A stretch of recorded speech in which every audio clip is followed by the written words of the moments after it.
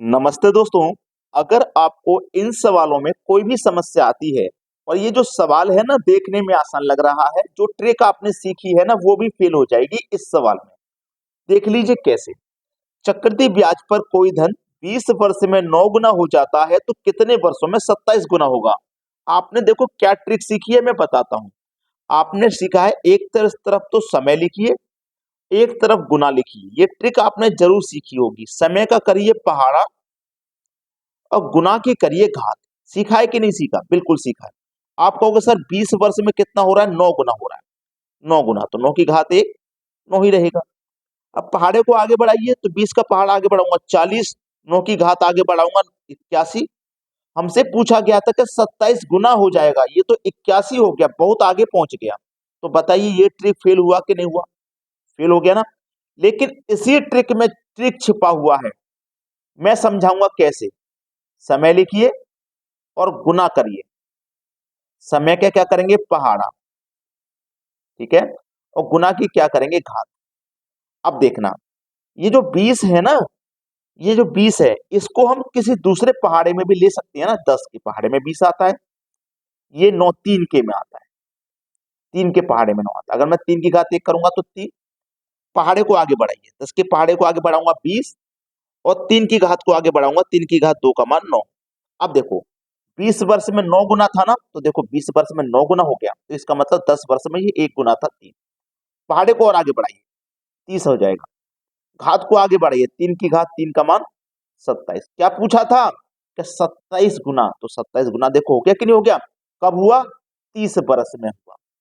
B option सही जवाब है। ट्रिक सेम है, फर्क कितना है कि यहाँ पे फंसा दिया था एग्जामिनर ने। इस तरीके से सवाल को पहचानना है। अगर आप ऐसा करेंगे तो आप नहीं कर पाएंगे। हो सकता है अगर आपको ये तरीका नहीं पता हो तो आपको प्रश्न छोड़ना पड़ जाएगा एग्जाम में। अगर आप ऐसे ही करोगे तो छोड़ना पड़ जाएगा, लेकिन थोड़ा बारीकी से सीख लेंगे ना तो कभी इस प्रश्न को एग्जाम में छोड़ के नहीं आओगे। लाइक का बटन दबा देना भाई सभी बच्चों। अब देखते हैं अगला सवाल। अगला सवाल है 3600 के कुल गुणनखंडों की संख्या ज्ञात करें। बहुत अच्छा सवाल। 3600 के कुल कितने गुणनखंड होंगे? तो देखो हम 3600 को क्या लिख सकते हैं? 36 गुने 100 लिख सकते हैं कि नहीं।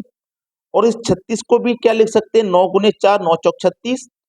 और इस 100 को हम क्या लिख सकते हैं? देखो 2 की पावर 4 और गुने 5 की पावर 2। सॉरी, यहाँ गलती से 4 हो गया, 2 आएगा। देखो कैसे। 2 की पावर 2 का मान 4, 5 की पावर 2 का मान 25 और 25 चौके 100 होता है। तो हमने 100 को क्या बना लिया? 2 की पावर 2 और 5 की पावर 2। अब देखो इस 9 को भी हम क्या लिख सकते हैं? 3 की पावर 2। 4 को भी क्या लिख सकते हैं? 2 की पावर 2। यहाँ पे भी 2 की पावर 2 और यहाँ 5 की पावर 2। ठीक है। अब देखो 2 की पावर 2, 2 की पावर 2 मतलब 2 की पावर 4, यहाँ 3 की पावर 2 और यहाँ 5 की पावर 2। अब इन संख्याओं से कोई मतलब नहीं, केवल पावर से मतलब। सभी पावर में एक एक जोड़ देना। 4 में एक जोड़ोगे 5, 2 में एक जोड़ोगे 3, 2 में एक जोड़ोगे 3। क्या कर देना? मल्टीप्लाई कर देना। 5 तिया 15, 15 तिया 45। तो गुणनखंडों की संख्या ज्ञात करनी थी। कितने गुणनखंड हो जाएंगे भैया? 45। ये आपके सवाल का है बिल्कुल सही जवाब, पहला ऑप्शन। चलिए आप देखते हैं अगला सवाल। अगला सवाल है माया और मीरा की वर्तमान आयु 6:5 के अनुपात में है। देखो माया और मीरा 6:5 में है इनकी वर्तमान आयु, यानी कि प्रेजेंट की आयु। ठीक है।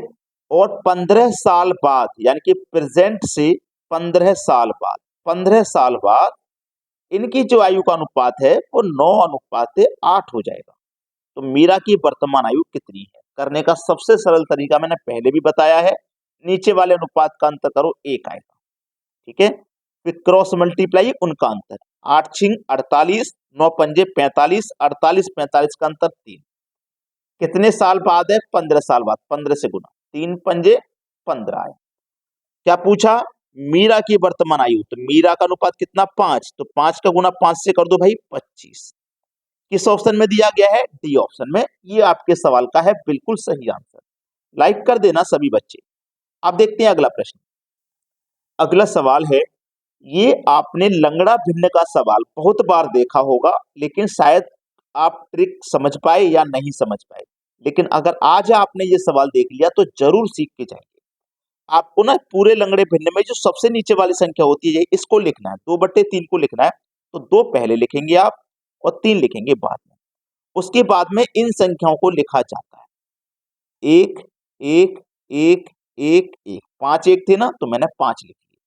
करते क्या है, इनका मल्टीप्लाई पीछे वाली संख्या को जोड़ेंगे। 1 का 3 से गुना करेंगे 3, 3 में 2 जोड़ेंगे 5, ठीक है। फिर 1 का गुना 5 से करोगे 5, 5 में 3 जोड़ेंगे तो 8। फिर क्या गुना करेंगे, 1 का गुना 8 से करेंगे 8, 8 में 5 जोड़ोगे 13। 1 का 13 में गुना 13 ही रहेगा, उसमें जोड़ेंगे आप 8 तो 21। फिर करो मल्टीप्लाई, 21 का गुना 1 से करेंगे 21 ही रहेगा, उसमें 13 जोड़ देंगे तो ये 34 हो जाएगा, ठीक है। अब देखिएगा सबसे जरूरी बात कि ये जो सवाल है ना यहाँ 1 से स्टार्ट हो रहा है, 1 से ये सवाल यहाँ पे स्टार्ट हो रहा है। जब 1 से स्टार्ट हो रहा है ना, 1 से 2 से 3 से किसी भी संख्या से स्टार्ट होना चाहिए।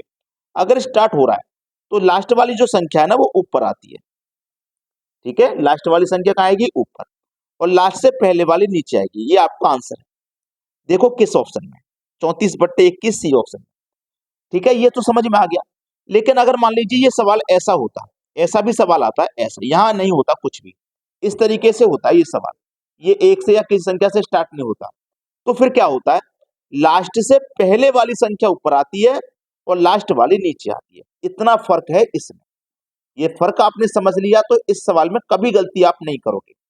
फिर से कह रहा हूं सभी बच्चों, हम बड़ी मेहनत करके आपके लिए क्लास लेकर के आते हैं, वीडियो लेकर के आते हैं, ट्रिक लेकर के आते हैं।